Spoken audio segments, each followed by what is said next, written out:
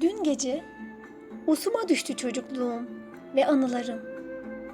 Bir bayram sabahında giymiştim ilk kez kırmızı iskarpinlerimi.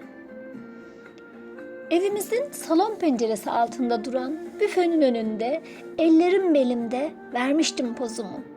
Suratım asık, gözlerim yaşlıydı. Günler öncesinden başlamıştım ağlamaya. Babamın gömleğinden bozma, karpuz kol çizgili bluzum. Şemsiyeden bozma, puantiyeli, kiloş eteğim. Ayaklarımda bilekten bağlamalı kırmızı iskarpinlerim. Bir de saçlarımda kırmızı kurdalelerim. Anneme sitem etmiştim. Fiyakalı ayakkabılarımın üzerine yakışmadı diye elbiselerim. Babam teselli etmişti. Ağlama kızım, dost başa, düşman ayağa bakar demişti. O zaman çocuktum ya, anlamamıştım.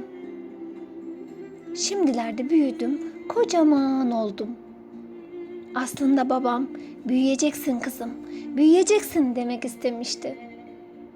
Ne zaman vitrinlerde kırmızı iskarpin görsem, pencere önündeki büfenin tozunu alan annemin, gözyaşlarımı avuç içleriyle sildiği ve babamın dost ile düşman anlatırken yüreğime koyduğu tebessüm dolu bayram sabahlarını hatırlarım. Tebessüm dolu bayram sabahlarını hatırlarım. Şiir Nuray Küsem Gültekin. Yorumlayan Hatice Türkmen Yurtseven.